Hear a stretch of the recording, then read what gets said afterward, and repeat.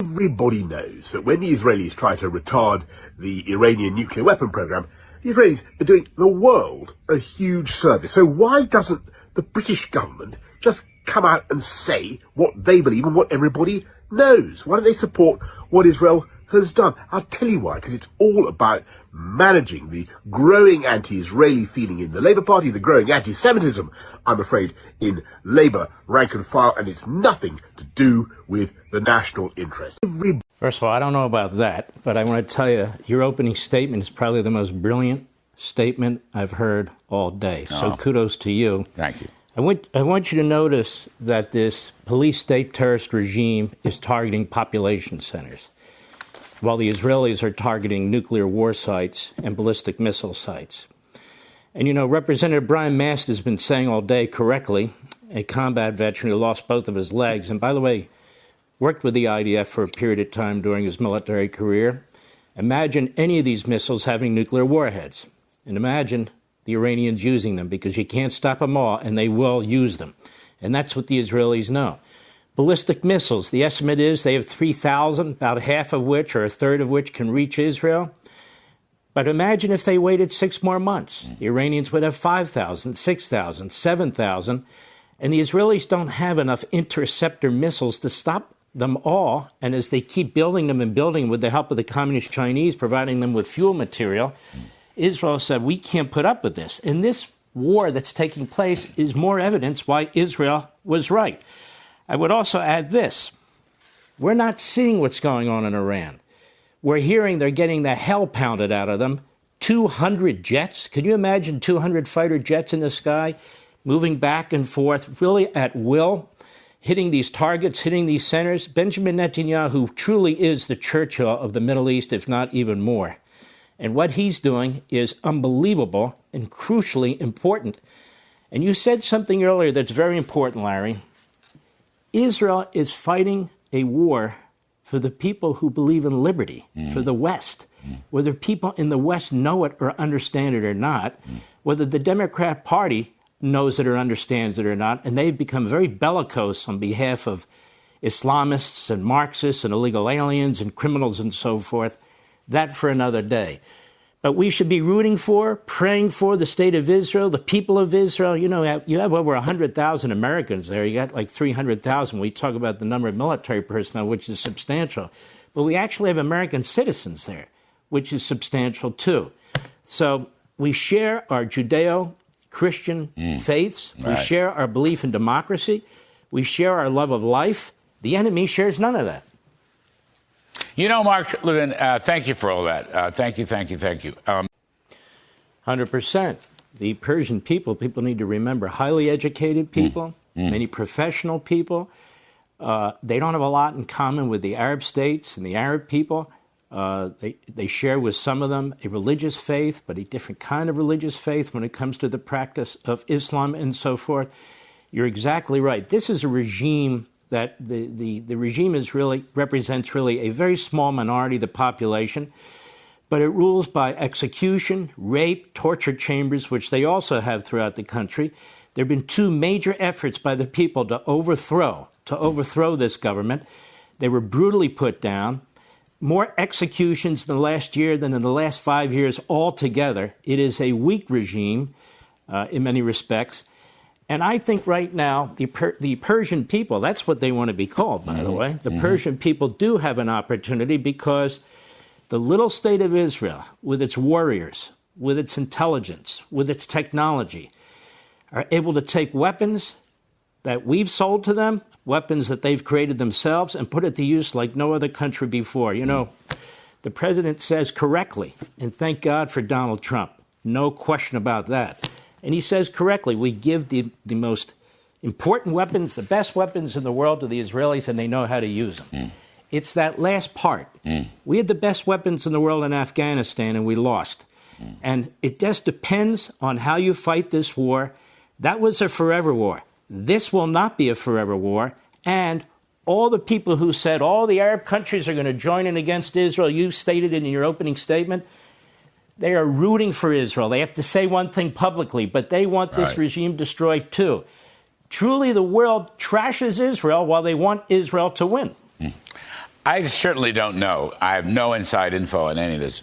But I suspect, Mark Levin, that the extraordinary performance of the Israeli forces, in particular the Secret Service, the Mossad, inside Iran, that they were helped by Iranian collaborators who want Israel to obviously win this war and seek some kind of regime. I just have to believe there were Iranian collaborators helping the Mossad and others on the ground inside Iran. I don't know nothing, Mark. I'm just guessing here, but I thought I'd toss it out to you. I have to believe you're right. And why wouldn't they? Yes, right. Why wouldn't the That's freedom right. fighters in Iran want to work with the Israelis and vice versa? And you made another point.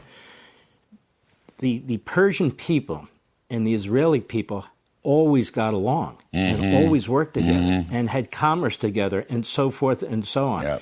Yep. So I guarantee you that, and I don't know inside either, but why wouldn't they? So I'm pretty sure you're correct about that. All right. Well, anyway, the great Mark Levin, old friend, old colleague, so sensible. I know you're a busy chap. I know you got a book coming out. You got radio shows. You got TV shows. You touch one hair on one American, you're going to feel the wrath not only of the powerful, underestimated, unbelievable warriors of Israel, but the most powerful military on the face of the earth that is sitting there and watching you. That would be the United States. I would ask the American people to continue to pray for the good guys, to continue to pray for our soldiers, the IDF, the Mossad. They're constantly underestimated, even with Biden as president and Blinken as Secretary of State. Netanyahu has basically wiped out Hamas, has basically wiped out Hezbollah, crippled Iran. That is with Biden. Now, with a great, historic, iconic president of the United States who believes in peace through strength. That's what he says. That's not isolationism. Who believes in peace through strength. Look what he's doing. Our president is brilliant. We are there. We are poised. No question that this is coordinated with the Israelis in many respects. That is a good thing. He's still telling the Iranians, hey, if you want to live, we're still here if you want to talk to us. He's given them 1,000 opportunities to avoid this, and they won't take it. Because as I've said for months, they're not going to take it. These are terrorists. They want to destroy the West. And I will say this to you, Charlie. What have the Europeans said? Not a damn thing. They're cowards. They sit there and they watch this tiny little country take on their enemy too. What has the American media said? Almost nothing. As they watch in stunned silence. This was inevitable. I'm glad people finally realize that, because I've been on this network for 4 months and on my show saying this is inevitable. This is what's going to happen. Because this cannot stand. You cannot have a death cult, a death cult with nuclear weapons, building intercontinental ballistic missiles, saying death to America. We can't stand for it. The Israelis can't stand for it. Anybody with 2 brain cells to rub together can't stand for this. This is early yet. This battle's not over. And so we've got to keep that in mind, that the people in Israel are still fighting this war. Their IDF is still fighting this war. Their Mossad is still fighting this war. We need to continue to give them our prayers and our support, because they are fighting a war, as President Trump knows better than anyone else, for the whole world. And if this regime's nuclear capabilities are destroyed, most of the world will have a sigh of relief, except for our Democrats, our media, and the cowards in Europe who've destroyed their own countries with their open borders. That's how I see it, Charlie. Why do they do this, Mark? Because they should be praising Israel for being so brave, for having intelligence to know where these nuclear items are, to be able to target those sites. They should be praising Israel for knowing where these ballistic missiles are. They had 2,000 of them before this strike. Maybe all of them are gone. Some of the masterminds behind all of this are dead this morning. One of them was very involved in October 7th. So why can't the rest of the world get behind Israel and support Israel for saving all of our lives? For several reasons. There is this horrid anti-Semitism that's spreading throughout the West, that has been funded in many respects by the very forces the Israelis are fighting, because they believe if they can weaken the West and undermine its support for Israel, they will have victory.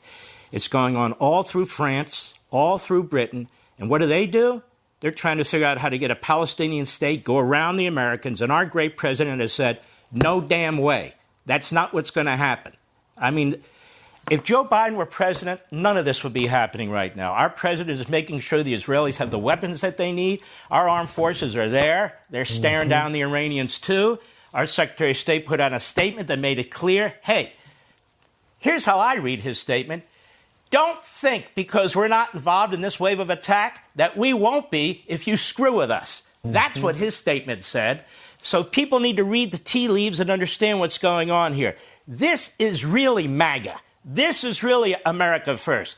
This is peace through strength, as Reagan said it, and Trump has said it. And if the Israelis are successful, and God willing they will be, can you imagine the peace that will spread in the Middle East? Can you imagine what the other Arab countries will do? The Arab countries, except for maybe Qatar and a few others, are rooting for Israel. The Iranian people, the Persian people are rooting for Israel. The heads of Western governments, these cowards who put out these statements, they want Israel to win too. And so do the American people. Over 84% of the American people have said, no nukes for Israel. It's just that I'm a realist. That's right. I know that terrorists don't make deals and they don't mean to keep them. That's what history shows us. That's what experience shows us. And these bastards are the biggest terrorists on the face of the earth. But Mark, it wasn't just a blow to Iran, but the Islamists in the middle of our street who are saying death to America, who have the propaganda of Hamas that are roaming our college campuses. Well, maybe so, but they're not going anywhere without the help of Donald Trump. Donald Trump, I'm telling you, he's fighting the anti-Semites, he's fighting the Islamists, he's up against these radical left-wing judges, he's up against a Democrat Party that's waving around a constitution that they hate, that they've spent 5 years telling us was written by white supremacists and slave owners. And then they wave it around, not in defense of the American citizen, in defense of the jihadis, in defense of the illegal aliens, in defense of Palestinians carrying their flags, Mexican citizens carrying their flags, burning the American flag. All of a sudden we hear about the Constitution and due process. Not when it comes to the J6ers, not when it comes to American citizens. No. All of a sudden, I want to say something very quickly, Lawrence, to these reprobate Democrats in Congress who are attacking Israel and undermining them in the face of this war. You are disgusting. You are pathetic. You are backing Islamists who attacked us on 9/11. You have no heart. You have no soul. You have no support for the West, for freedom, for our country. Your hate is dripping from your lips. You physically assault our ICE agents. You give aid and comfort to murderers and criminals who are here illegally. You give aid and comfort to Islamist regimes like Iran. You are pathetic. The Democrat Party does not support this country. Listen to them. Listen to Bernie Sanders. Listen to Tim Kaine. Listen to this jerk from Connecticut. What is his name? Murphy. Watch them. Listen to them. They're everywhere. Write down their names and remember in the next election who these people are who are rooting against the West and rooting for the enemy. Keep names and hold them to account. So, Charlie, the Democrats can't achieve anything except with their radical left-wing judges. Right. This case never had a chance. And then there he is, Breyer, the younger brother of the retired Supreme Court Justice, who made an ass out of himself. Of course the president can federalize the National Guard. You know, these Democrats have a problem. They didn't want the National Guard federalized when they segregated the South, and they wouldn't let little black kids go to school with little white kids. They didn't want the military coming in, the active duty military, to help desegregate and integrate our schools in the 60s and 70s when their governors ran those states either. And they're doing it now. This is the party of the Confederacy. That's what Newsom is. He's a buffoon, but he really is making the arguments in court of the Confederacy, of the segregationists. The National Guard, that's the United States military. Of course the president can federalize them. Read the federal statutes. Of course, whether the Insurrection Act and other federal laws, he can bring in the Marines if he feels he needs to. Donald Trump is a man of peace. whether it's overseas with Iran or whether it's here in America securing the border, trying to throw the criminals the hell out of this country, the reprobates. It's not free speech. Free speech when you're attacking Jewish people, free speech when you're attacking ICE. Look at this fool senator from California, a thug. He tries to physically break into a news conference that Secretary Noem's having, and then that fool Schumer goes to the floor and defends him. These people are nuts. The Democrat Party is not a Democrat Party anymore. It is a Marxist, Islamist, anti-American party. That's what it is.